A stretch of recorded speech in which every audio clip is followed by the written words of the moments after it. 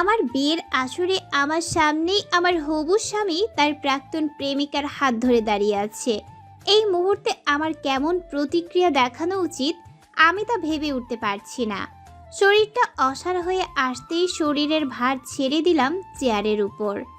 শরীরে যেন বিন্দুমাত্র শক্তি আমার অবশিষ্ট নেই। চোখের পাপড়িগুলো ইতিমধ্যে ভিজে উঠছে, তা বেশ টের পাচ্ছি। হয়তো এত সাধনার পরে পাওয়া প্রিয় মানুষটিকে পেয়েও হারানোর যন্ত্রণায় হঠাৎ কানে এলো বড় আব্বুর গর্জন। আবির, এমন অসভ্যতামোর কারণ কি? লীলা এখানে কি করছে? বড় আব্বুর গম্ভীর রাগী স্বরে আবির ভাইয়া ছেড়ে দিলেন তার প্রাক্তনের হাত। আব্বু, আমি লীনা একে অপরকে ভালোবাসি। আমাদের মাঝে কিছু ভুল বোঝাবুঝি হয়। আমি বিয়েতে মত দিয়েছিলাম, কিন্তু লিনার কিন্তু লিনার গর্ভে আমার সন্তান। আমি চাইলেও পারবো না তার থেকে দূরে সরে আসতে। কথাটা যেন সবার মাথায় বাজ ফেলল। কেউ যেন এমনটা কল্পনা করেনি। আমি ধীর কণ্ঠে আমার পাশে দাঁড়ানো আমার কাজিন হিমানিকে উদ্দেশ্য করে বললাম, বোন, আমাকে একটু কষ্ট করে আমার রুম অবধি রেখে আসবি? হিমানি বিনা বাক্য ব্যয় করে আবিরের দিকে ঘৃণিত দৃষ্টি নিক্ষেপ করেই আমাকে নিয়ে উঠে দাঁড়ালো। রুমে প্রবেশ করেই দরজা লাগিয়ে দিয়ে দরজার সাথে ঠেসে বসে পড়লাম। নিচ থেকে চিৎকার চেঁচামেচির আওয়াজও একসময় কমে আসলো। হয়তো সবাই রাজি হয়ে গেছে, হবেও না কেন? বংশের বড় ছেলে আর মেয়েটাও তো আমার একমাত্র ফুপির। 3 ভাইয়ের জান, তার একমাত্র মেয়েকে আর যাই হোক কষ্টে দেখতে পারবে না কেউ। তাচ্ছিল্যের হাসি ফুটে উঠল ঠোঁটের ভাঁজে। হাতের টানে ঘোমটা খুলে ঢুকে পড়লাম শাওয়ার নিতে। এতক্ষণ যার কথা শুনলেন সে হলো আদ্রিতা খান। আজ তার বিয়ে ছিল। বিয়েটা পরিবার ঠিক করলেও আদ্রিতা অনেক আগে থেকেই আবিরকে পছন্দ করত, কিন্তু সে কখনো তা প্রকাশ করেনি। কারণ আবির তার ফুফাতো বোন লিনাকে পছন্দ করত। কিন্তু তাদের ব্রেকআপ আর পরিবারের এমন সিদ্ধান্তে আবিরের হ্যাঁ বলা সব মিলিয়ে আদ্রিতা ভেবে নিয়েছিল হয়তো নিয়তির বেড়াজালে আবির এবার তার হবে। আদ্রিতা মূলত জয়েন্ট ফ্যামিলিতে থাকে। আদ্রিতার বাবারা 3 ভাই 1 বোন, নাহিদ খান, নাজমুল খান, নাজির খান আর তাদের একমাত্র বোন নাজিনা আহমেদ। 3 ভাইয়ের মধ্যে বড় হলেন নাজমুল খান, তারপর আদ্রিতার বাবা নাহিদ খান, আর ছোট হলেন নাজির খান, আর সবার ছোট নাজিনা খান। নাজমুল খানের 2 ছেলে মেয়ে, আবির খান আর হিমানি খান। হিমা 2nd ইয়ারে পড়ে, আর আবির পড়াশোনা শেষ করে এবার বাবার ব্যবসায় যোগ দিয়েছে। নাহিদ খানের একটাই মেয়ে, আদ্রিতা খান। আদ্রিতা বর্তমানে অনার্স 1ম বর্ষে, আর নাজির খানের একমাত্র ছেলে, সে ক্লাস 8-এ পড়ে, হিমাদ্রি খান। আর আদ্রিতার ফুপির এক মেয়ে লীনা, সেও এবার অনার্স 1ম বর্ষে।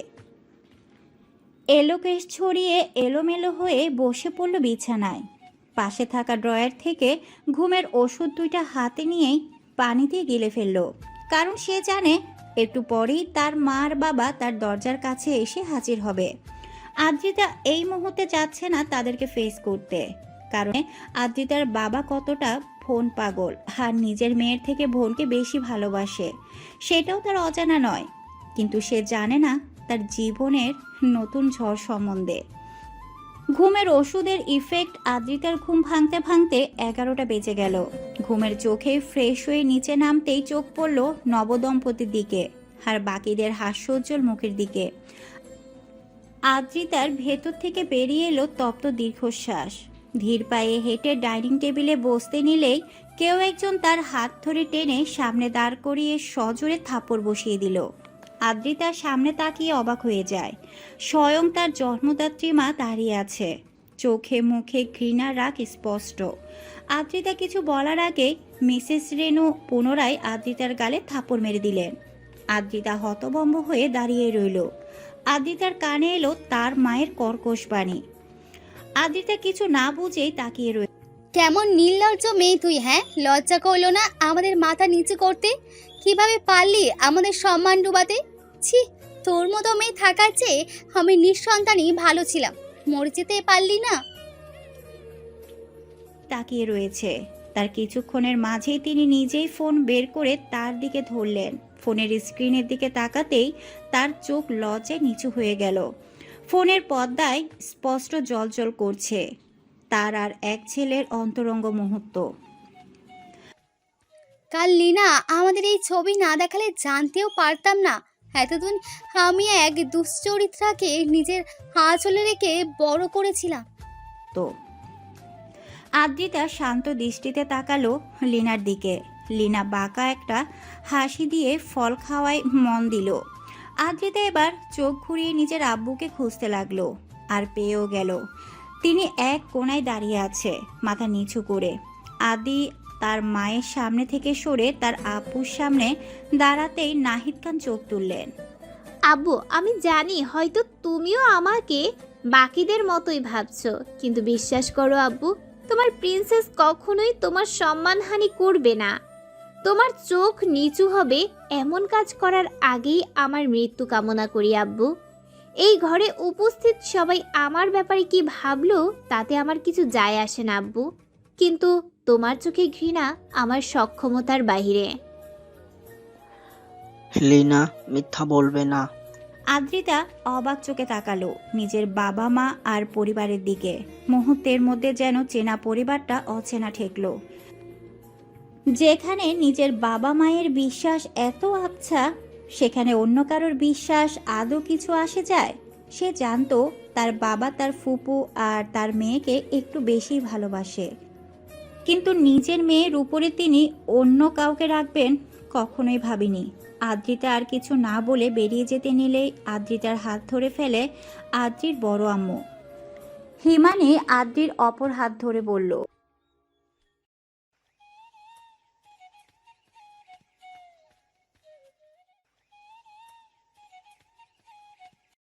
হিমানি আদ্রির অপর হাত ধরে বলল, হ্যাঁ, আমিও জানি আমার আপু কখনোই এমন কিছু করবে না। আদ্রি কিছু বলার আগেই তার মাথা কারোর স্পর্শ পেল।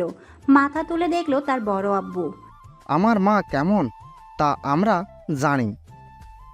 তুই কোথাও যাবি না, এই বাড়ি তোর। আমি এই বাড়িতে থাকতে পারবো না বড় আব্বু। যেখানে আমার বাবা আমাকে বিশ্বাস করে না, সেখানে তার চোখে ঘৃণা স্পষ্ট, সেখানে আমি কিভাবে থাকি বলো? কই যাবি তুই? জানি না বড় আব্বু, কিন্তু এখান থেকে এত দূরে, যত দূরে গেলে আমার এই মুখ আমার বাবা মায়ের দেখতে না হয় কোনো দিন।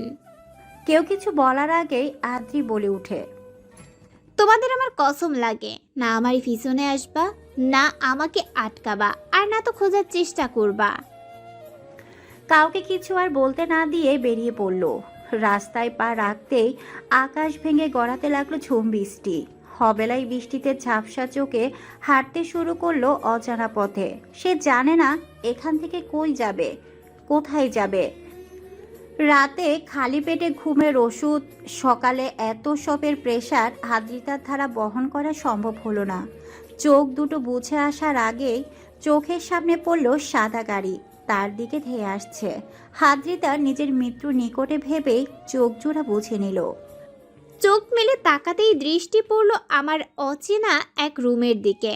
মাথা যন্ত্রণায় চোখ মেলে তাকাতেও যেন জান বেরিয়ে আসতে লাগলো।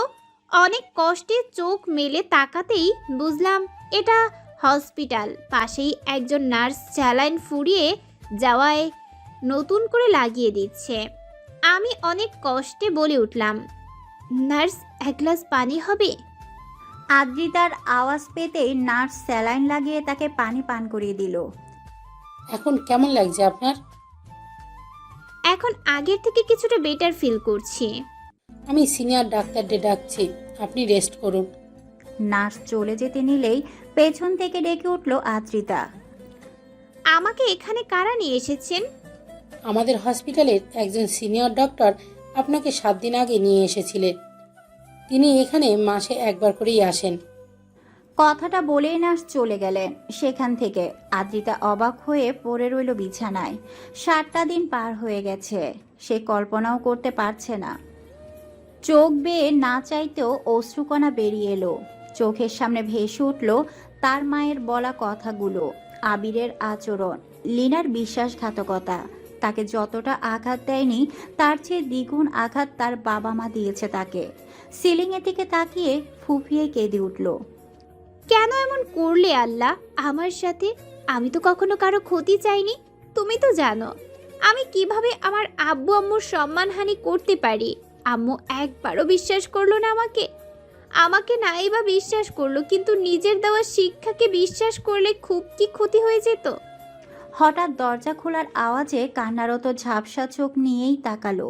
সামনে তাকানো ব্যক্তিটিকে দেখে অবাক হলো, কারণ সামনে দাঁড়ানো মানুষটি আর কেউ না, তার নানা যান। 20 বছরের যুবতী যেন মুহূর্তে বাচ্চা হয়ে গেল। এতক্ষণ নিঃশব্দে কান্না করা মেয়েটি এবার ফুপিয়ে উঠল। সাথে সাথে শামসুর রহমান দৌড়ে এলেন নাতনির কাছে। আদরে হাতে জড়িয়ে ধরলেন নিজের কলিজার টুকরোকে। তার আরও নাতি নাতনি আছেন, কিন্তু তিনি কোনো এক বিশেষ কারণে তার এই ছোট নাতনিটাকে বাকিদের তুলনায় বেশি ভালোবাসেন। কি হয়েছে আমার বুনিটার? দেখি দেখি, কান্না করো না, চোখ খুলো দেখি। নানাজানকে বলো কি হয়েছে। না না নানা যান, ওরা আমাকে খুব কষ্ট দিয়েছে। আমার খুব কষ্ট হচ্ছে। নানা যান, আমাকে এই কষ্ট থেকে মুক্তি দাও না। নানা যান, তুমি না ডাক্তার, তোমার কাছে না এতগুলো ডিগ্রি আর ঔষধ, আমার অসুখের চিকিৎসা করে দাও নানা যান। শামসুর রহমান নাতনির এমন কান্নায় হতবুদ্ধ হয়ে পড়লেন। তিনি তো খান বাসায় ছুটেছিলেন নাতনির বিয়ের কথা শুনে। মাঝ রাস্তায় আদ্রিতাকে ওইভাবে পেয়ে দিক বেদিক শূন্য হয়ে ছুটে এসেছিলেন হসপিটাল। নিজের মেয়েকে ফোন দিয়ে জানিয়েছিলেন, কিন্তু অপর পাশ থেকে কোনো প্রকার জবাব আসেনি। আর আদুরে নাতনিকে এই অবস্থায় হসপিটালে ফেলে যাওয়া তার পক্ষে সম্ভব ছিল না। অনেক সময় পেরিয়ে যাওয়ার পরেও যখন আদ্রিতার কান্না থামানোর নামগন্ধ না দেখে তিনি না পেরে ঘুমের ইঞ্জেকশন দিয়ে দিলেন। অতিরিক্ত চিন্তা, কান্না আর গাড়ির আঘাতে আদ্রিতার মাথা এমনিতেই গাঢ় আঘাত সৃষ্টি হয়েছে। এত কান্না তার শরীরের জন্য মোটেও ঠিক না। শামসুর রহমান নাতনিকে ঠিকভাবে শুয়ে দিয়ে বেরিয়ে পড়লেন খানবাড়ির উদ্দেশ্যে। এসবের কারণ তিনি জানতে চান। পরে আবার কি মনে করে নাতনির পাশে বসে কাউকে কল দিল। কিছুক্ষণ কথা বলে যেন হালকা হলেন তিনি, তবুও নিজের মেয়ের প্রতি রাগের রেশ কমল না। সন্ধ্যার দিকে আদ্রিতার জ্ঞান ফিরল। শামসুর রহমান তাকে উঠতে দেখেই ধরে ফেললেন, যত্ন সহকারে বসিয়ে দিলেন। বুনি, কষ্ট করে তৈরি হয়ে নাও, নার্স তোমাকে সাহায্য করবে। কই যাব নানা যান? ঢাকা ফিরে যাব আমরা, সেখানের হসপিটালের তোমার বাকি চিকিৎসা পূরণ হবে। শহর ছেড়ে যাওয়ার কথা শুনেই আটকে উঠল আদ্রিতা। এই রাজশাহী শহরটা যে তার জান, এর আনাচে কানাচে কত স্মৃতি তার এখানে, তার পরিবার। এই পরিবার ছেড়ে কিভাবে যাবে সে? কিন্তু পরের মুহূর্তে নিজের মনকে শক্ত করলো, তাকে যে এখান থেকে যেতেই হবে। আদ্রিতা আর কিছু না বলে নার্সের সাহায্যে উঠে যেয়ে তৈরি হয়ে নিল। একটা কথাও বলল না, কিন্তু গাড়ি খানবাড়ির সামনে থামতেই অবাক হলো। নানা যান, আমাকে এখানে কেন নিয়ে এসেছো? আমি যাব না, এখানে আমাকে নিয়ে চলো এখান থেকে। হঠাৎ আদ্রিতা এমন হাইপার হয়ে যাওয়ায় শামসুর রহমান যত্ন সহকারে আদ্রিতাকে বুকের সাথে চেপে ধরল। তোমার প্রয়োজনীয় কাগজপত্র নিয়েই আমরা বেরিয়ে পড়বো সোনা আমার, তুমি চিন্তা করো না। নানাজান আছে না, কেউ কিছু বলতে পারবে না, চলো। আদ্রিতা তবুও মানতে নারাজ। অনেক কষ্টে শামসুর রহমান তাকে নিয়ে নামলেন, আর নামতেই হতবাক হয়ে গেলেন। কথা বলার ভাষা হারিয়ে ফেললেন। যে বাড়ির মেয়ে 1 সপ্তাহ ধরে বাড়ি আসেনি, সে বাড়ি আজ নতুন বউয়ের মতো সেজে আছে। নানা রকম ঝাড়বাতি ফুল দিয়ে গান বাজনার সুরে যেন চারপাশ মুখরিত। ভিতরে প্রবেশ করতেই আদ্রিতা আরও জোরে খামছে ধরল তার নানাজানের কোট। ভিতরে ঢুকতেই চোখ পড়ল হলরুমের এক সাইডে স্টেজে বসে থাকা আবিরের দিকে।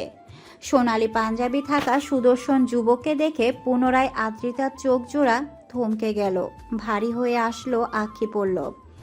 বাতাসও বিষাক্ত ঠেকল। আবিরের হাতের মাঝেই লিনার হাত স্পষ্ট। হঠাৎ লিনার চোখ পড়ল আদ্রিতার উপরে, সাথে সাথে চিল্লিয়ে উঠল সে। সাথে সাথে গান বন্ধ হয়ে গেল। সবার চোখ পড়ল আদ্রিতার উপরে। এই ম্যাম, তুই আবার এসেছিস কেন? সেদিন না খুব ঢং করে বেরিয়ে পড়লি, এক সপ্তাহ যেতে না যেতেই ফিরে এলি। শেষরামে নাকি তোর কোনো আশিক টাকা জায়গা দেয়নি? কি বউবা কি করে? তোর মতন গাইয়া মেয়েকে ইউজ করা ছাড়া আর কি বা করবে? না আছে কোনো স্টাইল আর না আছে অন্য কিছু। চেহারারও রংটাও তো শ্যামলা। সে এসেছিল আমার হাবিরকে বিয়ে করতে, যত সব শেষরা। লিনার কথায় চোখ জোড়া আপনা আপনি নেমে এলো নিচে। আসলে রূপ বলতে তার কাছে কিছুই নেই। উজ্জ্বল শ্যামা মেয়ে সে। যেখানে লিনা দুধে আলতা, আজকালকার আধুনিক মেয়ে চলাফেরা, স্টাইল, কথাবার্তা সব দিক দিয়ে যে কোনো ছেলেই তার প্রেমে পড়বে নিঃশব্দে। শামসুর রহমান বাকশক্তি যেন হারিয়ে ফেললেন। এইসবের মানে কি? এই মেয়ে, তোমার সাহস? শামসুর রহমানের কথার মাঝে মিসেস খান এগিয়ে এলেন। তুমি ওকে এখানে কেন নিয়ে এসেছো বাবা? আর তুই বেরিয়ে যা এই বাসা থেকে। সাথে সাথে শামসুর রহমান মেয়ের গালে থাপ্পড় বসিয়ে দিলেন। পরিবেশটা আগের থেকেও নীরব হয়ে গেল। সবার মাথায় নিচু। আমার নাতনি আমার সাথেই যাবে, থাকবে না তোমাদের মতো মানুষের সাথে। যাও বুনি, তোমার কাগজপত্র নিয়ে আসো দ্রুত। আদ্রিতার পা যেন অসাড় হয়ে আসছে। চোখের পানিগুলো যেন ফুরানো নামই নিচ্ছে না। আশেপাশে চোখ খালি খুঁজেই চলেছে তার আব্বুকে। আদ্রি কোনো রকম পা বাড়িয়ে রুমে ঢুকতেই অবাক হয়ে গেল। তার আব্বু তার ঘরে তার ছবি ফ্রেম নিয়ে চোখ বন্ধ করে বসে আছে। আদ্রিতা কাঁপা কাঁপা গলায় ডাক দিল, আব্বু। মেয়ের ডাক কানে আসলেও চোখ মেলে তাকালেন না তিনি। অন্ধকার ঘরে আদ্রিতার টের পেল না তার আব্বু চোখের কোণায় পানি। আব্বু, তুমি তাকাও না আমার দিকে। তুমিও কি বাকিদের মতো ঘৃণা করো আমাকে আব্বু? আব্বু, তোমার প্রিন্সেসের খুব কষ্ট হচ্ছে আব্বু, একবার তাকাও। আদ্রিতা নাহিদ খানের হাত ধরে অনেকক্ষণ ঝাঁকড়ানোর পরেও যখন তার জবাব পেল না, তখন ছোট্ট মনটায় অভিমানের পাহাড় জমে উঠল। সব কিছু সুটকেসে ভরে বেরিয়ে আসার সময় তার আব্বু কপালের চুমু খেয়ে বেরিয়ে এলো। এই কাজটা সব সময় নাহিদ খান করতেন। যখনই বিজনেসের কাজে কোথাও যেতেন, তখনই মেয়ের কপালে ভালোবাসার পরশ দিয়ে বেরিয়ে পড়তেন। আদ্রিকাকে বের হতে দেখেই লীনা বলে উঠল, কি খুব খারাপ লাগছে? এটা তো কেবল শুরু। খুব শখ জেগেছিল না হাবিরকে আমার সত্যি জানানোর? নে দেখ, এবার সব কেড়ে নিয়েছে। তোর থেকে তোর পরিবার, তোর আবির, তোর সম্মান, এমনকি শহর থেকেও তোকে বেরিয়ে যেতে হবে। আদ্রিতা হাসলো। লীনাকে কিছু না বলেই বেরিয়ে গেল। যেখানে তার বাবা মা তাকে বিশ্বাস করছে না, সেখানে অন্য কারোর সাথে কি নিয়ে বা লড়বে? গাড়িতে বসতেই চোখ জোড়া বন্ধ করে নিলাম আমি। চোখের সামনে ভেসে চলছে আব্বুর মুখটা। যে মুখে সব সময় থাকতো আমাকে নিয়ে গর্ব, সে মুখে আজ লজ্জিত ভাবটা। কিভাবে মেনে নেই আমি? তুই ভুল করলি লীনা, বড় ভুল করলি। আমাকে সে ভুলের শাস্তি দিলি যে ভুল আমি কখনো করিনি। আমার থেকে সব কেড়ে নিয়ে তুই নিজেকে যতটা সুখী মনে করছিস, এই প্রকৃতি তোর জন্য ততটাই কঠোর হচ্ছে। কথাগুলো ভাবতেই তাচ্ছিল্যের হাসি ফুটে উঠল ঠোঁট জোড়ায়। আদ্রিতা গাড়িতে কখন জ্ঞান হারিয়ে ফেললো সে নিজেই বুঝতে পারল না। শামসুর রহমান নাতনির দিকে তাকাতেই তার চোখ গেল তার নাক দিয়ে পড়তে থাকা রক্তে। আটকে উঠলেন তিনি প্রফেশনাল সাইকোলজিস্ট। জীবনে 60 বছরেরও কম কেস তিনি দেখেননি। কম মানুষকে তিনি বাঁচার নতুন পথ করে দেন নাই। কিন্তু নিজের আদরের নাতনির এই অবস্থা দেখে তিনি নিজেই যেন দিক বেদিক শূন্য হয়ে পড়েছে। যত দ্রুত সম্ভব গাড়ি চালিয়ে ঢাকার উদ্দেশ্যে রওনা দিলেন তিনি। কারণ এইভাবে রক্তক্ষরণ হলে আদ্রিতা যে কোনো মুহূর্তে ব্রেন স্ট্রোক করতে পারে। সবার ধারণা ব্রেন স্ট্রোক শুধু বয়স্কদের হয়, কিন্তু এমনটা না। বেশিরভাগ ক্ষেত্রে এটা যুবক যুবতীদের হয়ে থাকে, কারণ সে বয়সে অতিরিক্ত মানসিক চাপ বহন করা সম্ভব না। রাতের বেলায় রাস্তায় তেমন জ্যাম না থাকায় খুব দ্রুত তিনি পৌঁছে গেলেন। হসপিটালে নিয়ে যেতে নার্স ওয়ার্ড বয় এসে আদ্রিতাকে ইমার্জেন্সি রুমে শিফট করে দিল। শামসুর রহমান সাথে সাথে একটা নাম্বারে কল দিলেন। কিছুক্ষণ কথা বলে ফোন রেখে চেয়ারের শরীর এলিয়ে দিলেন। এত ধকল তার দ্বারা নেওয়াও সম্ভব হচ্ছে না। নিজের আদরের নাতনির এই অবস্থা যেন মুহূর্তে তার বয়স আরও বাড়িয়ে দিয়েছে। কিছুক্ষণের মাঝে সাদা অ্যাপ্রন পরে হাজির হলো এক যুবক। শামসুর রহমানের কাঁধে হাত রাখতেই তিনি চোখ মেলে তাকাতেই দেখলেন তার পরিবার এখানে এসে হাজির। সবার চোখ মুখের চিন্তার ছাপ। শামসুর রহমান যুবকটির হাত নিজের হাতের মুঠোয় নিয়ে বলে উঠলেন, আমার বুনির ওরা কি অবস্থা করেছে দাদু ভাই। আমার বুনিটা অপারেশন থিয়েটারে। আমার হাস্যোজ্জ্বল পাগলিটা আজ নিস্তেজ হয়ে আমার সামনে পড়েছিল দাদু ভাই, আমি কিচ্ছু করতে পারিনি। চিন্তা করো না দাদাজান, আমরা এসে গেছি না। সোনার বাচ্চা আর কিছু হতে দেব না, তাকে আমাদের কাছেই রাখবো। তুমি কিন্তু ভেঙে পড়লে তো চলবে না। শামসুর রহমানের কিছু বলার আগে পেছন থেকে ওনার বড় ছেলে আফতাব রহমান বলে উঠলেন, আদ্রিয়ান, তুমি না হয় ভিতরে যাও, মেয়েটার অবস্থা কেমন? আর তোমার প্র্যাকটিস যেহেতু শেষের দিকে, তোমার থাকাটা উচিত সেখানে। বাবার কথায় সায় জানিয়ে আদ্রিয়ান দ্রুত মাস্ক পরে ঢুকে পড়ল। কিছুক্ষণের মাঝে সেখানে প্রবেশ করলো আরও একটা যুবক। নিস্তেজ হয়ে আসা শামসুর রহমান যেন আশা পেলেন, ভরসার হাত পেলেন। অস্পষ্ট স্বরে বলে উঠলেন, ইয়ং ম্যান। ছেলেটির কাছে এসে শামসুর রহমানকে উদ্দেশ্য করে বলে উঠল, কি ওল্ড ম্যান, আজ তো তোমাকে সত্যি 70 বছরের বুড়ো লাগছে। আমার বউ বুঝি পালিয়ে গেছে? ইয়ং ম্যান, আমি তো জানি আমি বুড়ো হয়ে গেছি। তোমাদের মতো আর শক্তি নেই, তাই তো তোমাকে ডাকা। কি করতে পারি ওল্ড ম্যান তোমার জন্য? তোমার জন্য তো জানটাও দিয়ে দিতে রাজি। খালি আমাকে তোমার ওই বুড়ি বউটারে দিয়ে দাও, তাহলেই তো হয়। শামসুর রহমান হাসলেন। তিনি জানেন ছেলেটা এই মুহূর্তে এসব তাকে হাসানোর জন্যই বলছে। ছেলেটার মধ্যে অদ্ভুত কিছু গুণ আছে। তার এত স্টুডেন্টদের মধ্যে তার ফেভারিট স্টুডেন্ট নীর চৌধুরী, সাইকোলজি ডিপার্টমেন্টের সবচেয়ে ট্যালেন্ট স্টুডেন্ট। রাগী হলেও বুঝ ক্ষমতা তার অসাধারণ।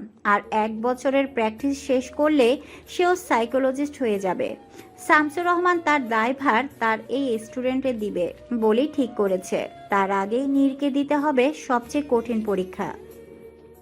ইয়ং ম্যান, আজ অবধি সব চ্যালেঞ্জ এক্সামে তুমি টপ করেছো। আরও একটা চ্যালেঞ্জ তোমার সম্মুখে। আমার নাতনি, আমার কলিজা বলতে পারো, আমার অর্ধেক দুনিয়া সে। তাকে তোমার সুস্থ করতে হবে ইয়ং ম্যান। আমার পুরনো আদুবুড়িকে আমার কাছে ফিরিয়ে দিতে পারবে না? ধরো না, এটা আমার গুরু দক্ষিণা। I'll try my level best old man। আমার যে পারতেই হবে। তুমি নিজেও জানো না ওল্ড ম্যান, তুমি আমাকে কি দিয়েছো। আদ্রিতার নানুর বাড়ি তেমন বড় না। শামসুর রহমানের 2 ছেলে 3 মেয়ে। 3 মেয়ের বিয়ে করে শ্বশুর বাড়িতে আছে, আর 2 ছেলে বিজনেসম্যান। এই হসপিটাল শামসুর রহমানের নিজের বানানো। ব্যবসা তিনিও করেন, কিন্তু ডাক্তারি তিনি ছাড়তে পারেন না। ওনার কাছে মানসিক রোগ সবচেয়ে ভয়ঙ্কর। শারীরিক রোগের বাঁচার চান্স থাকলেও মানসিক রোগে বাঁচার চান্স খুবই কম। নিজের সাথে যুদ্ধ করে বাঁচতে সবাই পারে না। ওনার বড় ছেলে আফতাব রহমানের 2 ছেলে, আদ্রিয়ান আর ছোট ছেলে আদ্রুপ রহমান। আদ্রিয়ান নিউরোলজিস্ট, বয়স 26, আর ছোট ছেলে ইঞ্জিনিয়ারিং পড়ছে, বয়স 23। আর ছোট ছেলে রাকিব রহমান, তার 2 মেয়ে নাওমি রহমান এবং রুহি রহমান। দুজনে এবার অনার্স প্রথম বর্ষের ছাত্রী। আর শামসুর রহমানের 3 মেয়ে। বড় মেয়ে ইরিনা চৌধুরী, তারই ছেলে নীর চৌধুরী। ওনার আরও একটি ছেলে রিয়াজ চৌধুরী। আর মেজো বোন ঐশী হাসান, ওনার 1 মেয়ে। আর সবার ছোট রেনু, মানে আদ্রিতার মা। সকাল হতেই হসপিটাল মাথায় উঠিয়ে ফেলেছে আদ্রিয়ান। তার ভয়ে আড়ষ্ট হয়ে দাঁড়িয়ে আছে নার্স। রাগে চোখ মুখ লাল বর্ণ ধারণ করেছে। আদ্রিতা ভয়ে চুপচাপ বসে আছে। আপনাদের মিনিমাম কমন সেন্স নেই? একটা পেশেন্ট অজ্ঞান অবস্থায় আছে, এর মানে এই না সে মারা গেছে। আপনি কিভাবে তাকে রুম একা ফেলে রেখে যেতে পারেন? কতখানি রক্ত ক্যানোলার সাথে উঠে গেছে, আপনাদের কোনো আইডিয়া আছে? আপনাদের সবার চাকরি আমি আজকে শেষ করব। Just get lost. আদ্রিয়ানের চিৎকারের আওয়াজে সবাই সুরসুর করে বেরিয়ে গেল। আদ্রিয়ান রেগে গজগজ করতে করতে টুলের উপরে বসে পড়ল। এই বোনটা তার জান, তার নিজের বোন না হলেও নিজের বোনের থেকেও কম ভালোবাসে না সে আদ্রিতাকে। ভাইউ, আমি ঠিক আছি, তুমি অযথা হাইপার হচ্ছ। তোর যথাযথ মনে হচ্ছে। একবার হাতটার দিকে তাকিয়েছিস? তুই এদের একটাকেও আমি ছাড়বো না, বলে দিলাম। আদ্রিয়ানের রাগ কমছে না দেখে আদ্রিতা এবার মুখটা কাদো কাদো করে বলে উঠল, ভাইউ খাবো, ক্ষুধা লেগেছে। তুমি কি আমাকে না খাওয়াইয়া রেখে শাস্তি দিবা? আদ্রিয়ানের টনক নড়ে। দাদাজান তাকে বলেছিল জ্ঞান ফিরলে যেন আদ্রিতাকে খাওয়াই দেয়। এই জন্য সে এসেছিল আদ্রিতার কেবিনে। আর এসেই দেখে আদ্রিতা পানি খাওয়ার জন্য হাত বাড়াতে যেয়ে টান লেগে ক্যানেলটার রক্ত উঠে গেছে। আর তা দেখে আদ্রিয়ানের দিন দুনিয়া ঘুরে উঠেছিল। এ দেখ, আমি তো ভুলেই গেছিলাম। আমি তো খাবার এনেছি, দাঁড়া নিয়ে আসছি। বলে স্যুপের বাটি আদ্রিতার সামনে নিয়ে আসতেই আদ্রিতার নাক মুখ কুঁচকে ফেলে। কি হলো, এমন করিস কেন? আমি এসব খাবো না। এইসব কোনো স্বাভাবিক মানুষ খাইতে পারে নাকি? আজব। কিন্তু বনু, এসব কি তোকে খেতে হবে? না, আমি খাবো না। ওইভাবে কেউ জেদ করে নাকি? এখন তোকে ভারী খাবার দেওয়া যাবে না, সোনা বাচ্চা। উফ, আমি কিছু জানি না। দেখা। আদ্রিয়ানের কথার মাঝে রুমে প্রবেশ করে নীর। তাকে দেখেই তো আদ্রিতা হেসকে উঠে আসে। ভয়ে তার অন্তরাত্মা কেঁপে ওঠে। মনে পড়ে যায় 3 বছর আগের ধমক। সাথে সাথে চোখ মুখ খিচে বন্ধ করে ফেলে। কি হচ্ছে? এত চেঁচামেচি কিসের জন্য? দেখ না, কখন থেকে খাওয়ানোর চেষ্টা করছি, কিন্তু খাবে না বলেই জেদ করছে। দে দেখি কিভাবে না খায়। আদর করে শাসন করলে কোন মানুষটা শুনবে, বুঝা আমাকে। নে দেখি কিভাবে ওই জেদ বাচ্চাটাকে খাওয়াচ্ছ। বাচ্চা আজ বিয়ে দিলে কাল 3 বাচ্চার মা হয়ে যাবে, সে নাকি আবার বাচ্চা। নীর আদ্রিতার সামনে বসতে আদ্রিয়ান বলে উঠে, তাহলে তুই ওকে খাওয়ার ওষুধ আনা লাগবে, আমি নিয়ে আসছি। আদ্রিয়ানের কথা শেষ হতে না হতে আদ্রিতা চেঁচিয়ে উঠল, না ভাইউ। আদ্রিয়ান নীর দুজনেই চমকে উঠল। আমি এখনই চলে আসবো, প্রমিস। যাবো আর আসবো 5 মিনিট। আদ্রিতা বিড়বিড় করে বলে উঠে, সেদিন 2 মিনিট সামনে থাকতেই হাফ মার্ডার করে দিচ্ছিল, আজ তো 5 মিনিট। নির্ঘাত আজ আমার জীবনের শেষ দিন হবে। বিদায় পৃথিবী। আদ্রিয়ান দূরে থাকায় সে না শুনতে পেলেও নীর ঠিকই শুনে নিল আদ্রিতার কথা। চোখ ছোট ছোট করে তাকাতে আদ্রির মনে মনে বলে উঠল, ওয়াল্লা, তুমি মাটি ফাঁক করো, আমি ঢুকে যাই। তাও এই রাক্ষস রাজার হাত থেকে রক্ষা করো। নীরের নাম পরিবর্তন করে নীর দেওয়া হয়েছে। 2 দিন পরে শান্তি নীরে নিয়ে আসা হলো আদ্রিতাকে।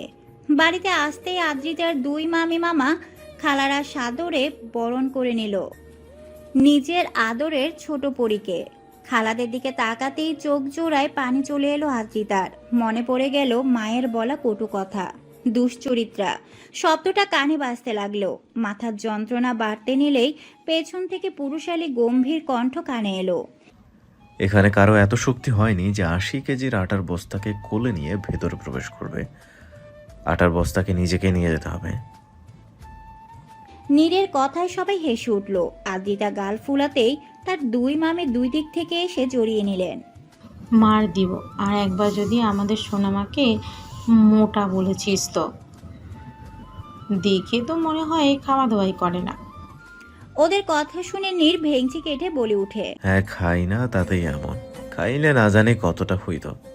বুঝলা উল্বেন, তোমার বৌমাদের জন্য এবার সব ঘরের দরজা আরো বড় করতে হবে, কারণ অত ছোট দরজা দিয়ে তো তোমার 80 কেজির বস্তা ঢুকবে না। আদ্রির আগে গজগজ করতে করতে বলে উঠে, নানা যান, তুমি তোমার নাতিকে বের করবা। রাক্ষস একটা, নিজে তো দেখতে একটা দানব, আর আমাকে বলে হ্যাঁ, আমি দানব আর তুমি রাক্ষসী। আপনি জলহস্তি। তুমি জলহস্তিনী। আপনি একটা শয়তান। তুমি একটা শয়তানি। আদ্রিতা এবার না পেরে রাগে চিল্লিয়ে উঠে। হলরুমে উপস্থিত সবাই হেসে উঠে। যা শুনে আদ্রিতা রেগে সেখান থেকে চলে যায় উপরের দিকে। আদ্রিতা যেতেই শামসুর রহমান নীরের কাঁধে হাত রাখে। আর বলে ওঠে, ধন্যবাদ ইয়াং ম্যান। ধন্যবাদ কেন ওল্ড ম্যান? তোমার মতো আমিও তার চোখে পানি জমতে দেখেছিলাম। তুমি যেভাবে ওর মাইন্ড ডাইভার্ট করেছিলে তাতে ওই ওই ভুলেই গেছিল। এইভাবেই তাকে অতীত থেকে বেরিয়ে আনা লাগবে, আর আমি জানি তুমি পারবে। I will try my level best, old man. I trust you my boy. অন্ধকার রুমে বসে আছে নাহিদ খান। সারা রুম জুড়ে আদ্রিতার ছবি। ওনার বুকেও লেপ্টে আছে আদ্রিতার 8ম শ্রেণীতে পড়ার সময়ের ছবি। কিছুক্ষণ পরে রুমের দরজা খুলে প্রবেশ করেন মিসেস খান, হাতে খাবারের ট্রে। আর কতদিন এইভাবে রুমে বন্দি থাকবা? তুমি খাওয়া দাওয়া বন্ধ করে কি অবস্থা করেছো? নিজের ওষুধও তো খাচ্ছ না। কি করে খাই বলতে পারো? গলা দিয়ে একটা দানাও কিভাবে নামাই আমি? আমি আমার মেয়েকে চিনি রেনু, তার দুনিয়া আমি। সে আমি বলতে পাগল, তাও জানি। যে মেয়েটার দিন দুনিয়া সম্পর্কে ধ্যান জ্ঞান নাই, সেই মেয়েকে আমি বাইরে একা ছেড়ে দিয়েছিলাম। যদি সেদিন বাবা ঠিক সময় না পৌঁছাতেন, তাহলে আমার মেয়েটার কি হতো রেনু? তা ভাবতেই যে আমার অন্তরাত্মা কেঁপে উঠছে। রেনু হাসলেন, এই হাসিতে ছিল বেদনা। তুমি এইটুকুতে কষ্ট পাচ্ছ, আর আমি মা হয়ে নিজের মেয়েকে মরে যেতে বলেছি, চরিত্রহীনা বলেছি। যে মেয়েটাকে নিজের গর্ভে 10 মাস ধারণ করেছি, যার শরীরে একটা ফুলের টোকা অবধি দেই নাই, সে মেয়েটাকে আমি নিজে হাতে আঘাত করেছি। কথাগুলো বলতেই কান্না করে দিলেন মিসেস খান। নাহিদ খানও আর নিজেকে সামলাতে পারলেন না, নিজেও নিজের প্রিয়তমাকে জড়িয়ে ধরে কেঁদে দিলেন। আমাদের যে কিছুই করার ছিল না রেনু। এই একটা উপায় ছাড়া নিজের মেয়েকে বাঁচানো সম্ভব ছিল না। আমাদের দেওয়া কষ্টে সে ভুলে যাবে ওই বাড়ির প্রতিটা মানুষের ছোঁয়ায়, আর সেখানে তো সেও আছে। সে আগলে রাখবে আমাদের মেয়েকে। আসলে কি আগলে রাখবে? তুমি তো তার রাগ সম্পর্কে অবগত। সে যদি কোনো ভাবে টের পায়, তাকে দেওয়া কথা ভেঙে আমরা আদ্রিতার বিয়ে অন্য জায়গায় ঠিক করেছি। নাহিদ খান আটকে উঠলেন। ভিতরে ভিতরে নতুন ভয়ে গ্রাস হলেন তিনি। এক হাতে প্রিয়তমাকে, আরেক হাতে মেয়ের ছবি আঁকড়ে ধরলেন তিনি। গোসল সেরে বেলকুনিতে আসতেই আদ্রিতা অবাক হয়ে গেল। বেলকুনি জুড়ে হরেক রকমের ফুলের টব ঝুলানো, পাশে একটা গামলায় নীল পদ্ম রাখা, যা দেখে খুশিতে লাফিয়ে উঠল আদ্রিতা। এক এক করে সবগুলো দেখতে শুরু করলো। পছন্দ হয়েছে? পাশ থেকে কারো আওয়াজ পেতেই চমকে ওঠে। আওয়াজ অনুসরণ করে তাকাতেই চোখ ছানা বড়া হয়ে যায় আদ্রিতার। আপনি এখানে? কেন আসতে পারি না নাকি? এটা তোমার নানি বাড়ি হলেও আমারও নানু বাড়ি, ভুলে যেও না। জানি। পছন্দ হয়েছে আদর পাখি? আদ্রিতা হতবাক হয়ে পাশে তাকাতেই দেখলো নীর সেখানেই নেই। তার মানে কি সে ভুল শুনলো? কই, তার কানে তো এখনো বাজছে আদর পাখি ডাকটা। আরে ধুর, রাক্ষস রাজা আমাকে এভাবে ডাকবে কেন? 3 বছর আগে তার রুমে ঢুকাই যে চিল্লানি দিয়েছিল, বাবা গো, ওর মুখে এই নরম কথা জীবনেও সম্ভব না। হয়তো আমার ভ্রম ছিল। আদ্রি নিচে নামতেই আদ্রির নানি এগিয়ে আসলো। নাতনির মাথায় সোহাগের হাত বুলিয়ে দিয়ে নিজের পাশে বসালো। কি গো সতীন, এই বুড়িটাকে মনে পড়ে না? এই দেখো, একদম চলে এসেছি তোমার কাছে। পাগলিটা, কি হাল করেছিস বুনি? মায়ের চোখটাকে একদম কালো কালির ঢের বানিয়ে দিয়েছিস। কিসের মায়া নানি যান? এইসব চোখের মায়াটায়া কিছু হয় না, বুঝলা? নানি হাসলেন, বুনির মাথায় হাত বুলিয়ে দিয়ে কপালে আলতো করে চুমু খেলেন। আদ্রিতাকে দেখতে একদম ওনার শাশুড়ির মতন। ওই হাসি, ওই চঞ্চলতা, হাসলে দুজনারই চোখ হেসে ওঠে। তার জন্যই আদ্রির নানা জানো আদ্রিতাকে বেশি ভালোবাসে। সোনা বাচ্চা। আদ্রিয়ানের ডাকে সবাই সেদিকে তাকায়। ভাইও বলো। আমি তো সার্টিফিকেট দেখেছি, তোর রেজাল্ট ভালো, আর সায়েন্সে যেহেতু ছিলি মেডিকেলে চান্স নিবি, কারণ ও তো নানা ভাইয়ের মতোই সাইকোলজিস্ট হওয়ার ইচ্ছে ছিল। কিন্তু তোর একটা ফাইল দেখলাম, তুই বাংলা ডিপার্টমেন্ট নিয়েছিস কেন? আদ্রিতা দীর্ঘশ্বাস ছাড়ে।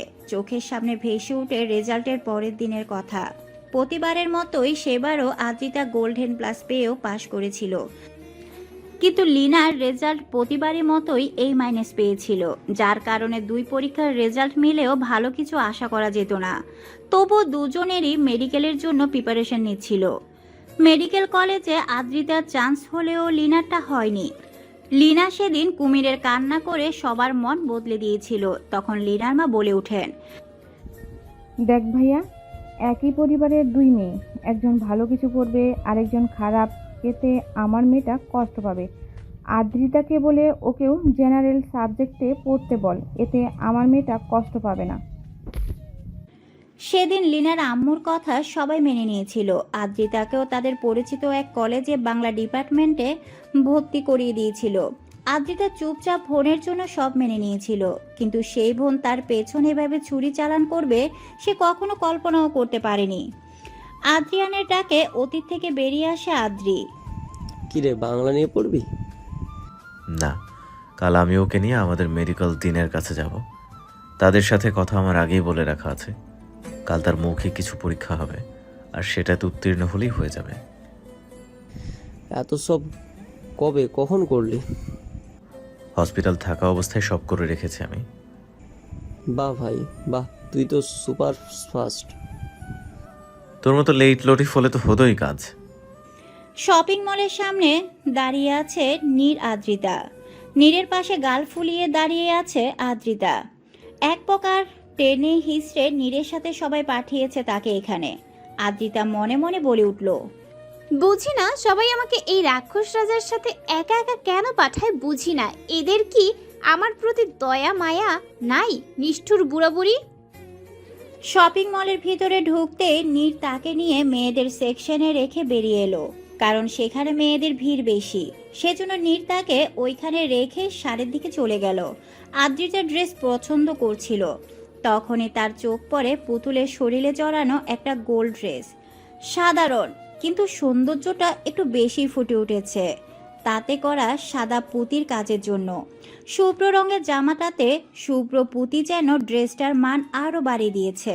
আদ্রিতা সেটা হাতে নিতেই গেল কোথা থেকে এক মেয়ে এসে সেটাতে হাত দিয়ে বলে উঠে।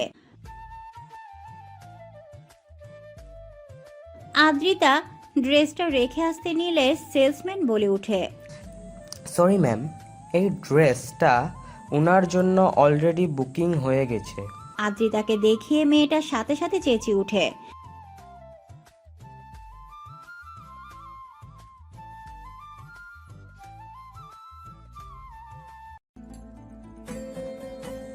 সরি ম্যাম, আমরা বুক হয়ে যাওয়া জিনিসটা সেল করি না। আদ্রিতা কি বলবে বুঝতে পারছে না। একবারের জন্য ভাবলো ড্রেসটা তাকে দিয়ে দেওয়া উচিত। পরে মনে পড়ে গেল লিনার কথা। সাথে সাথে আদ্রিতার নিজের মন পরিবর্তন করে নিল। অনেকদিন তো ছেড়েছি নিজের পছন্দের জিনিস। জীবনে যদি একটা বার নিজের পছন্দের কিছু পেতে কাউকে কষ্ট দিতে হয়, তাহলে কি খুব ক্ষতি হয়ে যাবে? আদ্রিতা সেখান থেকে সরে আসলো। সেলসম্যানের কথা অনুযায়ী হলো ড্রেসটা আদ্রিতা হলো, কিন্তু তার মাথাতে আসলো না সে তো জামাটা বুকে করেনি। সে তো শুধু দেখছিল, তাতে সেলসম্যান ওটা বলল কেন? আদ্রিতা ওইদিকে মাথা না খামিয়ে নিজের মতো কেনাকাটা করতে লাগলো, কিন্তু সে টের পেল না দুই জোড়া চোখ তার দিকেই আটকে আছে। এক চোখে রয়েছে ক্রোধ, অন্য চোখে রয়েছে গর্ব এবং মুগ্ধতা। আদ্রিতা কেনাকাটা শেষে বের হতেই ধাক্কা লাগে কারোর বুকে। পড়ে যেতে নিলেই নীর তাকে টেনে নিজের বুকের সাথে মিশিয়ে নেয়। ভয়ে চোখ মুখ খিচে রেখেছে আদ্রিতা। সেদিকে তাকিয়ে আছে আগন্তিক। নীর নম্র স্বরে যুবকটির উদ্দেশ্যে বলে উঠে, সরি ব্রাদার, আসলে মেয়েটা একটু বেশি বাদর, সামনে তাকে হাঁটতে ভুলে যায়, কিছু মনে করো না। ছেলেটা কি বলবে সে তো এক ধ্যানে তাকিয়ে আছে, ভয়ে চোখ খিচে বন্ধ করে রাখা রমণীর দিকে। মুগ্ধ দৃষ্টিতে যে দৃষ্টি মোটেও সহ্য হলো না নীরের। শান্ত হয়ে থাকা মুখশ্রী মুহূর্তে অশান্ত হয়ে গেল। সাথে সাথে আদ্রিতাকে নিয়ে বেরিয়ে গেল সেখান থেকে। আর সেদিকে তাকিয়ে রইল এক ধ্যানে ছেলেটি। বাহিরে এসে পার্কিংয়ে যাইতেই দুজনার চোখ পড়ে গাড়ির সাথে হেলান দিয়ে থাকা রিয়াজের দিকে। চোখে সানগ্লাস পরে ভাব নিয়ে দাঁড়িয়ে আছে সে। কি ব্যাপার, তুই এখানে কেন? আরে বলো না ভাই, মেয়েকে নিয়ে এসেছি শপিংয়ে। কাল রেশমিকার বোনের বিয়ে না, মেয়ের যেহেতু আমার উঠবি তাইও সেও ইনভাইটেড, তাই আর কি। মেয়েদের তো জানোই, যতই ড্রেস থাকুক না তাদের কিছুই নেই। আদ্রিতা চুপচাপ দাঁড়িয়ে দুজনের কথা গিলছিল। রিয়াজকে দেখে তার হাত জড়িয়ে ধরে বলে উঠল, ভাইয়া ফোন রাখো আর আমার জন্য আইসক্রিম নিয়ে আসো না। দেখো কি রোদ, তোমার কিউট ছোট বোনটা গলে যাচ্ছে না। নীর রিয়াজ দুজনই হেসে উঠে।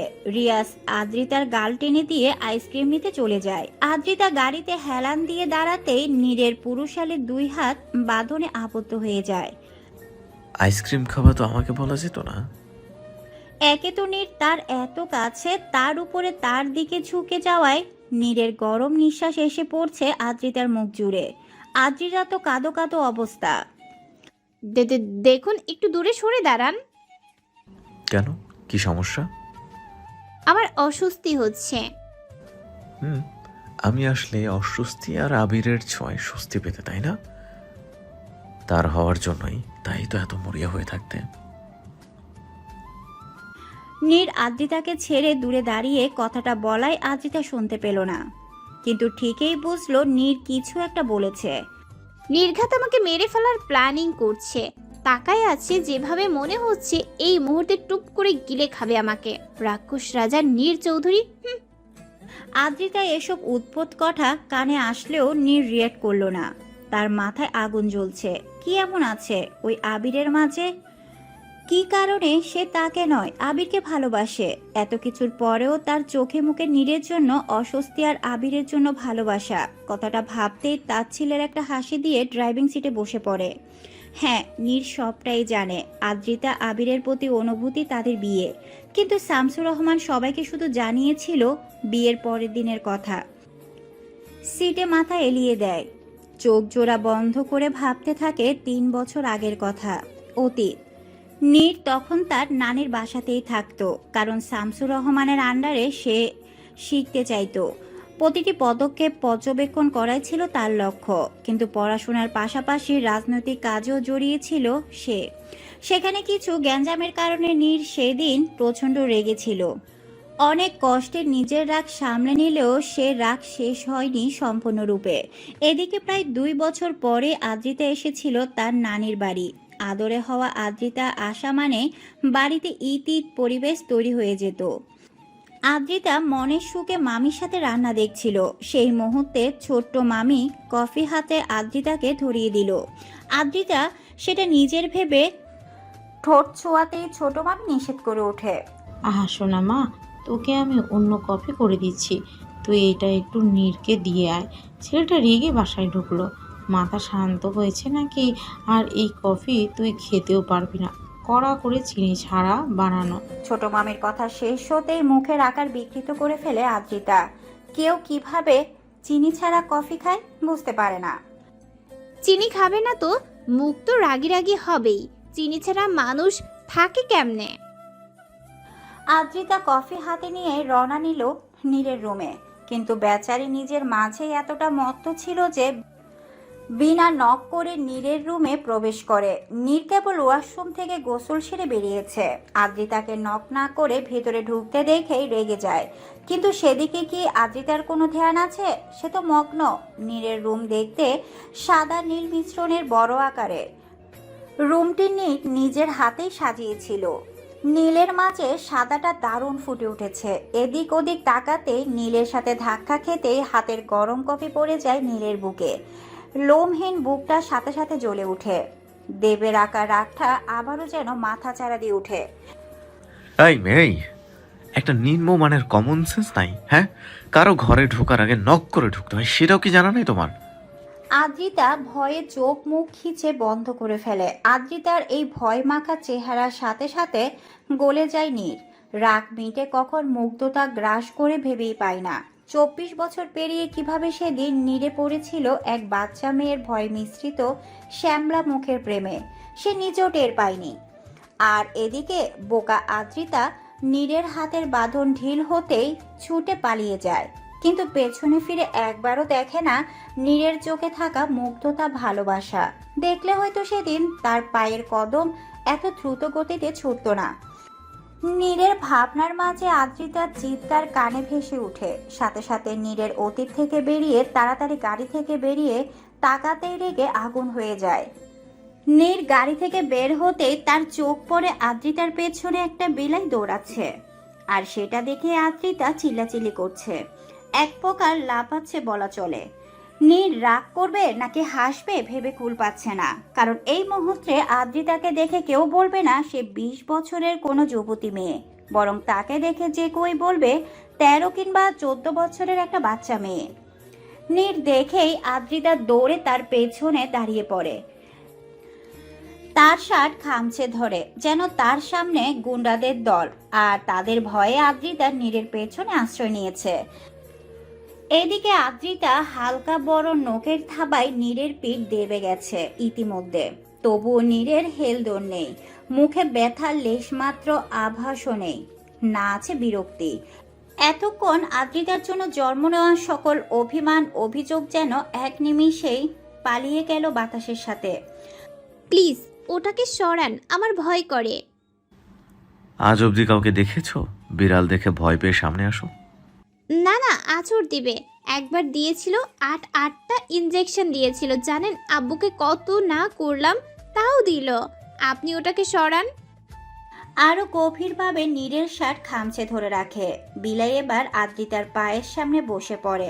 আদ্রিতার পায়ে নরম কিছুর আভাস পেতেই পিটপিট করে চোখ মেলে তাকায়, আর তাতেই তার জান পাখি উড়ে যায়।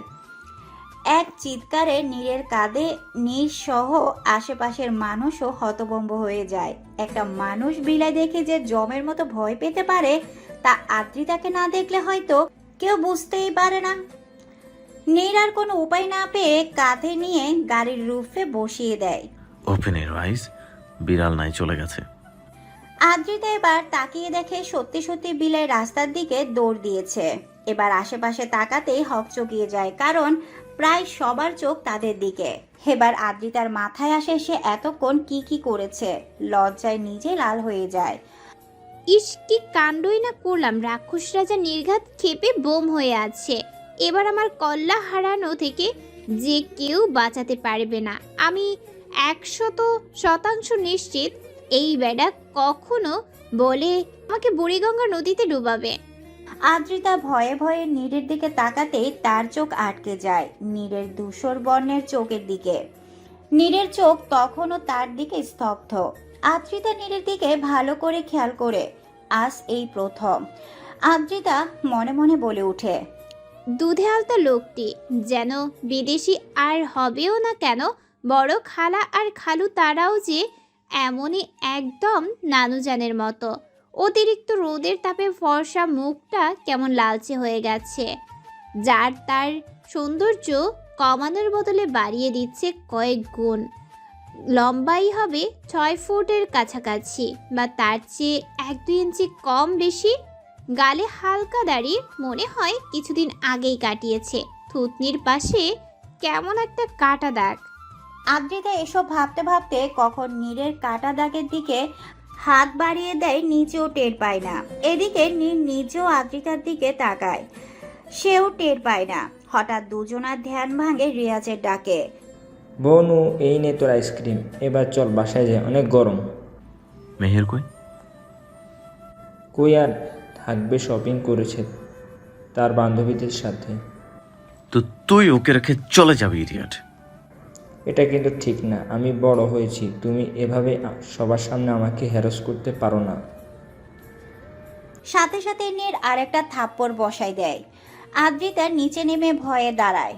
পরে ভাইয়ের গায়ে যেমন বিনা দোষে মারছে, সে আজ অবধি যা যা করছে তার জন্য না জানি কয়টা মারে, তাই আগে বাগে দূরে সরে দাঁড়াইছে। এই জন্মে সে নীরের সাথে যাবে না, না জানি একা পেয়ে তাকে কয়টা মারে। এবার কিন্তু আমি পুলিশের কাছে যাব, তোমার নামে হ্যারাসমেন্টের চার্জ লাগাবো। সাথে সাথেই পরে আরেকটা থাপ্পড়। রিয়াজ এবার আদ্রিতার পেছনে যায়। দাঁড়িয়ে আঙ্গুল তুলে কিছু বলতে যাবে তার আগেই নীর নিজের শার্টের হাতা ফোল্ড করে আগাতে নিলে আদ্রিতা রিয়াজ দুজনেই দেয় ভো দৌড়। সাথে সাথে আদ্রিতা একটা ইটের সাথে বেজে পড়ে যেতে নিলেই নীর দৌড়ে আসতে নেয়। রিয়াজও হতভম্ব হয়ে যায়। ততক্ষণে কেউ একজন আদ্রিতার হাত কেউ টেনে দাঁড় করিয়ে দেয়। আদ্রিতার পেছনে তাকিয়ে দেখে তখনকার শপিং মলে দেখা সেই লোকটি। কি ম্যাডাম, যখন দেখি তখনই ধাক্কা খান, না হলে পড়ে যান। এটা তো শপিং মল, বাচ্চাদের পার্ক না, লাগেনি তো আপনার? আদ্রিতা লজ্জিতভাবে মাথা নিচু করে মাথা ঝুঁকায়, যা দেখে নীরের চোয়াল শক্ত হয়ে আসে। সে দ্রুত পায়ে এগিয়ে আসে। ততক্ষণে রিয়াজ ছেলেটির দিকে হাত বাড়িয়ে দেয়। তোর তরফ থেকে আমি সরি বলছি ভাইয়া। বাই দা ওয়ে, আমি রিয়াজ চৌধুরী। হাই, আমি Ayaz Sobhan Sheikh. Nice to meet you. Thank you always. ওকে বাঁচানোর জন্য। ওনার জন্য তো আজকের পর থেকে সবসময় আমি আছি। ব্যাপার না, ইটস মাই প্লাজা। আজ আসি। আর এই যে বিগ বেবি, নিজের খেয়াল রাখবেন। আশা করি এইভাবে পড়তে থাকলে ব্যথা পাবেন সবসময়। আমি তো আর থাকবো না আপনার এই ভয় পাওয়ার ফেসটা দেখার জন্য।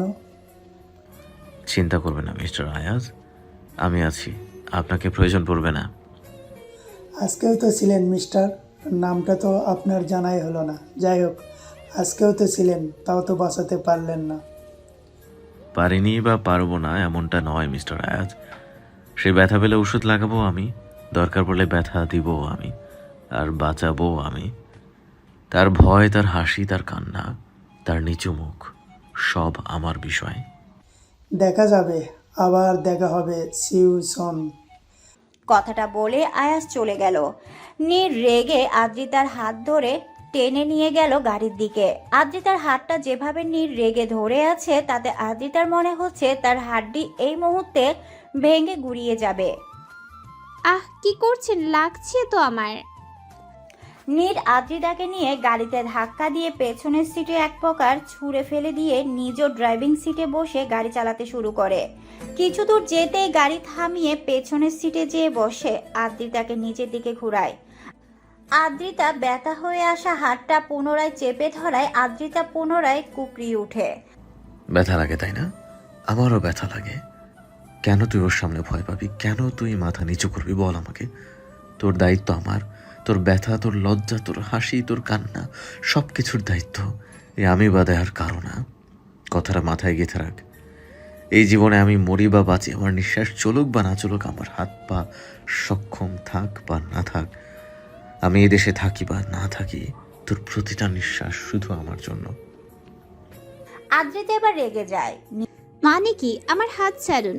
আমি কোনো পুতুল নই যে সবার কথা শুনে চলবো। আমাকে কি মনে হয় আপনার? হ্যাঁ, আপনি যা বলবেন তাই করতে আমি বাধ্য নই। আলবাত তুই বাধ্য। আর আমার কথার হেরফের হলে আমার যে ভয়ঙ্কর আর কেউ হবে না। আপনার চেয়ে ভয়ঙ্কর আদৌ কেউ আছে? রাক্ষস রাজা একটা। সবার উপর আপনার হম্বি ধম্বি চলবে না, আমার উপর তো একদমই না। কিছু বলতে যাবে তার আগে তার ফোন বেজে ওঠে। সে নাম্বারটা দেখে আদ্রিতাকে ছেড়ে গাড়ি থেকে বেরিয়ে আসে। মিনিট দুয়েক পরে গাড়িতে ঢুকতেই নীর গাড়ির ভিতরে ঢুকতেই দেখতে পায় আদ্রিতা গাড়িতে নেই। কল আসায় বিনা গাড়ি লক করিয়ে বেরিয়ে গেছিল। নীরের রাগের মাথা ফেটে যাচ্ছে, মন চাচ্ছে হয় আবিরকে মেরে ফেলতে। সব রাগ যে কেন জানি তার আবিরের উপরেই তার পড়ছে। খালি সে কখনো আদ্রিতাকে নিজের সাথে জড়ায়নি বা কোনো প্রকার অপমান করেনি, সেজন্য তাকে কিছু বলেনি। কারণ কারোর প্রতি ভালোবাসা আসাটা তো দোষের কিছু নেই। সবাই সবাইকে ভালোবাসে না, কিন্তু নিজের বেলায় তেমনটা হতে দিবে না। দরকার পড়লে জোর করে হলেও নিজের কাছে আটকে রাখবে। দরকার পড়লে হাত পা ভেঙে দিবে, তাও নিজের কাছেই রাখবে। নীর ফোন বের করে লোকেশন অন করতেই আদ্রিতার লোকেশন পেয়ে যায়। বাঁকা হেসে গাড়ি নিয়ে এগিয়ে যায় সেদিকে। কিছু দূর যেতেই চোখ পড়ে রিকশাতে হালকা লাল আভার ওড়না, যেহেতু বিকাল টাইম, সেজন্য এই রাস্তায় তেমন কোনো মানুষ না থাকায় নীর গাড়ির স্পিড বাড়িয়ে রিক্সাটাকে ওভারটেক করে হঠাৎ এমন হওয়ায় রিক্সা হালকা টাল সামলাতে না পেরে হঠাৎ ব্রেক কষতে চেয়ে আদ্রিতা সহ রিক্সা চালক সামনের দিকে ঝুঁকে পড়ে। আদ্রিতা রেগে মেগে রিক্সাওয়ালার পাওনা মিটিয়ে নিচে নেমে হাঁটা শুরু করে। নীরও গাড়ি সাইড করে আদ্রিতাকে কাঁধে তুলে নেয়। আরে কি করছেন, নামান আমাকে, এটা কিন্তু একদম ঠিক হচ্ছে না। আমি আপনার নামে মামলা বলতে যেয়ে থেমে যায় আদ্রিতা। মনে পড়ে যায় রিয়াজের মামলা বলায় কতগুলো থাপ্পড় খেতে হয়েছে। আদ্রিতা ইচ্ছে মতো ঘুষি মারতে থাকে, কিন্তু নীরের হেলদোল না দেখে থেমে যায়। এক সময় গাড়িতে নামিয়ে দেয়। আদ্রিতাও গাল ফুলিয়ে বের হতে নিলেই নীর বলে ওঠে, আবার যদি কোলে ওঠার মন চায় তাহলে বের হতে পারো। এমন নরম জিনিস কাঁধে নিতে আমার খারাপ লাগবে না অবশ্যই। নীরের কথা শুনে আদ্রিতার নাক মুখ কুঁচকে ফেলে। ছি, অসভ্য। সভ্য হলে আমাকে আর এই জন্মে বাবা ডাক শোনা লাগবে না। এই আপনার মুখে লাগাম নেই? না। অসভ্য, অসভ্য। না মুখে লাগাম আছে আর না কাজে। নীর এবার আদ্রিতার দিকে ঝুঁকে যায়। হঠাৎ এমন হওয়ায় আদ্রিতা হকচকিয়ে ওঠে। নীর আদ্রিতার মুখে ফু দিয়ে দূরে সরে আসে। আদ্রিতার কানে এখনো বাজছে নীরের স্লো ভয়েসের কথাগুলো। সে হিন্দি বুঝে। এই লাইনটাও বহুবার অনলাইন জগতে দেখেছে, কিন্তু সরাসরি এই কথা যে এতটা নেশা থাকে তা সে জানতো না। এই কথাটা তো সে আরো আগেও শুনেছিল বহুবার, কিন্তু কই তার কথাতে কি আদৌ এই নেশা ছিল? কই, তাহলে তো সেদিন আবিরেরও এমন অনুভূতি হওয়ার কথা। কিন্তু না, সেদিন তো আবিরের তার মতো গ্রাস হয়নি, এবং তার ঝাঁঝালো কথায় ক্ষত বিক্ষত হয়েছিল ষোড়শী কন্যা। এক সপ্তাহ পরে আদ্রিতা চান্স পেয়েছে দ্য মেমোরিয়াল মেডিকেল কলেজে। মৌখিক পরীক্ষায় তার কথার দক্ষতা এবং আত্মবিশ্বাস দেখে প্রতিটি মানুষই মুগ্ধ হয়েছিল। ভার্সিটিতে প্রবেশ করতেই তার চোখ যায় তার বন্ধু মহলের দিকে। খুব কম সময়ে মানুষগুলা তার বড্ড আপন হয়ে গেছে, যেন বহুদিনের চেনা তারা 5 জনে এই বন্ধু মহল তার খুব প্রিয় হয়ে উঠেছে। সবগুলাই প্রাণোচ্ছল। সবার আগে চোখ যায় তার রামিসার দিকে। চশমা পরা লম্বাটে মুখটার দিকে তাকাতে তার একটা কথায় মাথায় আসে, পরাক্ষু। মেয়েটা সারাদিন বই নিয়েই পড়ে থাকে, যার জন্য কম খেপায় না তাকে সিয়াম আর রাদীপ। কিন্তু এই মেয়ে বই থেকে মুখ তুলবেই না। যেখানে অবসর সময়ে সবাই গল্প আর আড্ডা করতে ব্যস্ত, সেখানে সে বইয়ের পাতা উল্টাতে ব্যস্ত। কিন্তু অদ্ভুত এক কারণে সে আদ্রিতাকে খুব ভালোবাসে। এই ভালোবাসার কারণটা কিছুতেই বোঝে না আদ্রি। রামিসার থেকে চোখ সরাতে তার চোখ যায় চাঁদনির দিকে। মুহূর্তেই যেন চোখে মুখে শান্তি শান্তি একটা ভাব অনুভব করে সে। চাঁদনিকে চিনে 6 দিনের মতো, তবুও মেয়েটার কথা, চালচলন সবই যেন তার মস্তিষ্কে একটা শান্তি তৈরি করে। আদ্রিতাকে দেখেই 4 জন হাত নাড়ায়। আদ্রিতাও খুশি মনে সেখানে যেয়ে দাঁড়ায়। রাতে বলে উঠে, কিরে হবু সাইকিয়াট্রিস্ট, তুই কি এই জীবনে তাড়াতাড়ি আসতে পারবি না? আরে আমি তো তাড়াতাড়ি আসতে চেয়েছিলাম, কিন্তু আমার বাড়িতে 3টা হিটলার আছে না, আমাকে না খাইয়ে বেরিয়ে হতে দিবে না। সবচেয়ে বড় হিটলার ওই রাক্ষস রাজা, জীবনটা তেনা তেনা করে দিল। আজ ওর জন্য নানু কতগুলো বকা দিল। আমি নাকি খাই না, পানি খাই না, রাত জেগে ফোন চালাই। আহারে বেচারা আমার আদুবড়িটা, থাক কান্দে না, ললিপপ কিনে দিবনি। চাঁদনির কথায় সবাই কিটকিটিয়ে হেসে উঠে। আদ্রিতা চোখ ছোট ছোট করে তাকায়। তখনই পাশ থেকে সিয়াম বলে ওঠে, ওই দেখ দোস্ত, তোর রাক্ষস রাজা আইছে। ওই কিছু গিলে খাক আর না খাক, তোর রাক্ষস রাজাকে সব মেয়ে চোখ দিয়ে গিলে খাবে পাক্কা। সিয়ামের কথায় সবাই ওই দিকে তাকায়। রামিসাও এবার বইয়ের মাঝখান থেকে চোখ মেলে নীরের দিকে চোখ দেয়। সাথে সাথে তার চোখ ঘুরিয়ে নেয় আদ্রিতার দিকে। দীর্ঘশ্বাস ফেলে পুনরায় চোখ মেলে ধরে বইয়ের পাতায়। এই দুনিয়া হয়তো সবচেয়ে কঠিন কাজ হলো নিজের প্রিয় মানুষটাকে অন্যের প্রিয় হতে দেখা। আদ্রিতা নীরের দিকে তাকায়। আসলে নীরকে আজ অদ্ভুত রকমের সুন্দর লাগছে। ব্লু শার্ট, হোয়াইট প্যান্ট, হাতে একটা অ্যাপ্রন, শার্টের বোতামে সানগ্লাস গুজে রাখে, ডান হাতে ব্র্যান্ডের ওয়াচ। সব মিলিয়ে যে কোনো মেয়ে তার দিকে তাকাতে বাধ্য হবে। হঠাৎ করে পাশ থেকে চাঁদনি আদ্রিতাকে খোঁচা মারে। ব্যাপার কি রাদু ভাই, তুই আর তোর রাক্ষস রাজা কি আজ টুইনিং করে ড্রেস আপ করে এসেছিস নাকি? চাঁদনির কথায় আদ্রিতা একবার নিচের দিকে তাকায়, তো আরেকবার নীরের দিকে। আসলে আদ্রিতাও আজ ব্লু রঙের গ্রাউন্ড, সাদা লেডিস জিন্স, সাদা হিজাব পরে এসেছে। কিন্তু বাড়ি থেকে বের হওয়ার সময় তো উনি ব্ল্যাক পরেছিলেন। রোজ দিনের মতো হঠাৎ করে ব্লু হয়ে গেল কি করে? সাথে সাথে সিয়াম আদ্রিতার মাথায় টোকা দেয়। তুই আসলে একটা মাথা মোটা, তোর চেয়ে বেশি তো এখনকার ক্লাস 6-এর মেয়ের মাথায় বুদ্ধি। যা রামিসার মতো বই নিয়ে বসে থাক। আদ্রিতার রেগে সিয়ামকে তাড়া করতে শুরু করে। রামিসাও বই বন্ধ করে তাদের দুষ্টমি দেখে হেসে ওঠে, আর সেই হাসির দিকে মুগ্ধ হয়ে তাকিয়ে থাকে রাদীপ। প্রথম দিন থেকে এই মেয়েটার প্রতি অদ্ভুত টান অনুভব করে। তারা একে অপরকে চিনে দীর্ঘ 6 বছর। শুধু সে আর রামিসাই না, বরং চাঁদনি আর সিয়ামও 6 বছরের মতো পরিচিত। রাদীপ দেখতে কম সুন্দর না। নীরের পরে যদি কলেজের কেউ ক্রাশ বয় হয় তাহলে সেটা নিঃসন্দেহে রাদীপ। এমনকি সিনিয়র আপুরাও রাদীপের সাথে ফ্লার্ট করতে ছাড়ে না। রাদীপও তাদের সাথে তাল মেলায়, কিন্তু এই ফ্লার্টবাজ রাদীপও যে এক পরোক্ষ চাশমিশের জন্য পাগল, সে খোঁজ কি আদৌ কারোর আছে?